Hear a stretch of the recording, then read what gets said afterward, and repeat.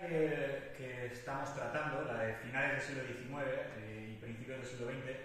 es considerada en buena medida la edad dorada de la caricatura, aunque podría ser discutible, pero es cierto que existieron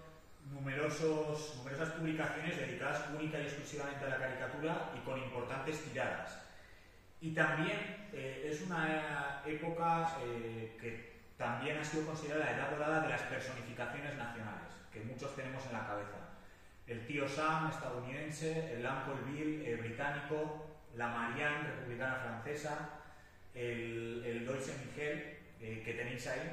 y que cada una de ellas nos transmite unos valores diferentes. Y se trata esta de una época en la que, a través de la representación alegórica antropomórfica del cuerpo político,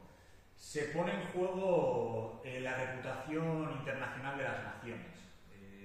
Se denigran, se exaltan, se ensalzan y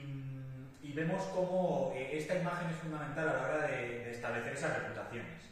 Y bien, en el caso portugués, el gran caricaturista portugués, Rafael Bordalo Pinheiro, creó una personificación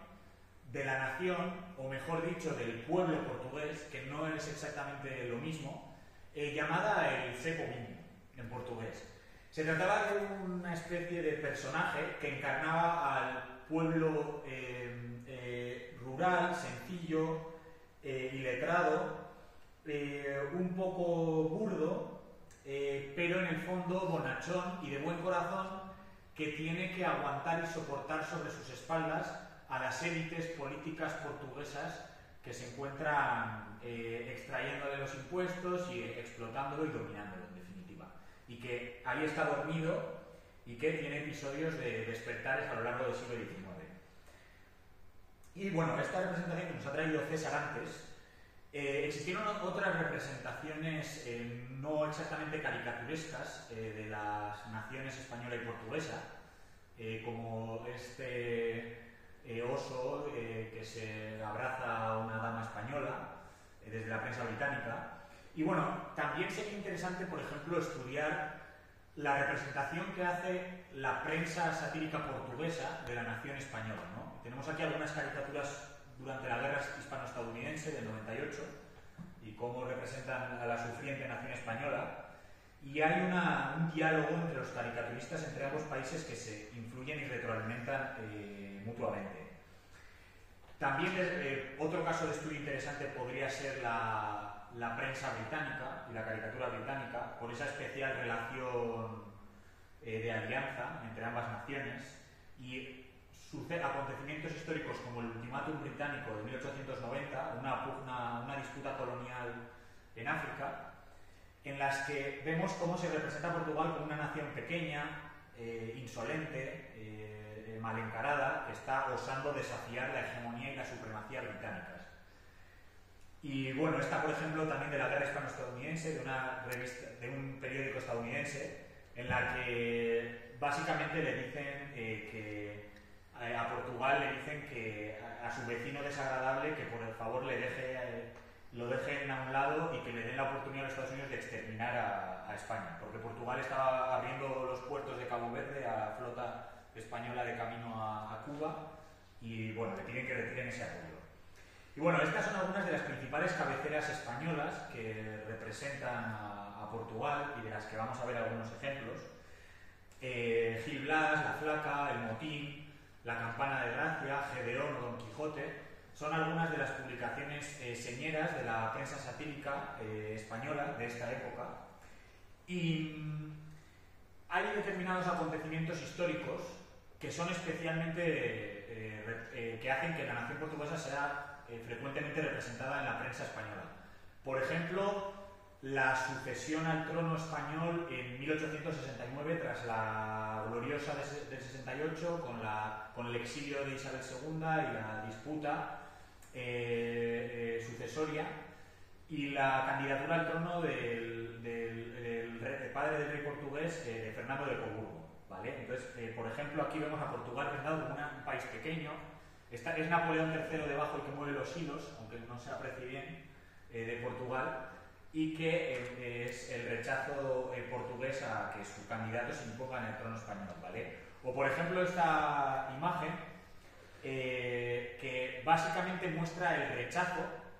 de ciertos sectores políticos portugueses a la candidatura española, a la candidatura de Fernando de Coburgo al trono español, porque se entendía como una amenaza de anexión de Portugal a la nación española. Por ejemplo, el ultimátum británico que antes hemos referido también era representado en la prensa satírica española, en este caso en la Campana de Gracia, que se solidariza y se alinea con el pequeñín Portugal, mostrando a la pérfida Albión amenazando y chantajeando al pequeñín Portugal vestido de marinero y encarnado en el rey Carlos I. O caricaturas del motín que señalan, pues por ejemplo, una crítica al clericalismo y también al monarquismo, que señalan que separan a España y que en cambio muestran que es la alegoría republicana la que va a unir a ambas naciones en ese anhelo y esa esperanza iberista de la que nos hablaba Cesarrina antes, y que era ese partido ibérico que en la otra caricatura representa a Nicolás Salmerón y que está buscando el partido ibérico y que va a unificar a España. Otro acontecimiento, por ejemplo, el regicidio, el asesinato del rey que se produce en Portugal en 1908, también es representado en la prensa satírica, y en este caso ironizan con lo que se supone que es un día de luto por el asesinato del rey, que en realidad entre el pueblo portugués fue considerado una alegría, una liberación y un desarrollo del movimiento republicano. Y también esa proclamación republicana de 2 años más tarde, de 1910, también será representada en la prensa satírica y caricatura española, dando la bienvenida a la República Española, y sobre todo entre la prensa liberal y republicana española,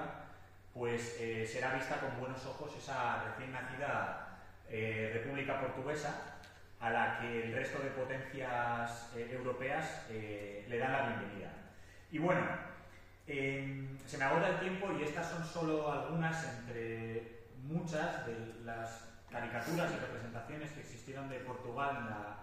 en la prensa satírica española, y a modo de conclusión podríamos decir que existe una diversidad de acercamientos y de representaciones,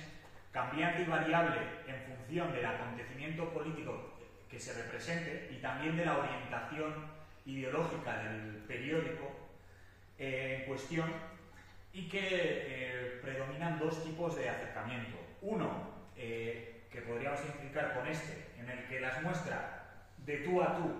como 2 hermanas fraternales que se dan la espalda pero que están destinadas a estar unificadas, o en algunos otros casos una visión más condescendiente y paternalista, y desde una visión de superioridad en las que se representa a ese pequeñín Portugal que es visto como un vecino un tanto molesto en ocasiones. Y bueno, eso es todo y muchas gracias por vuestra atención.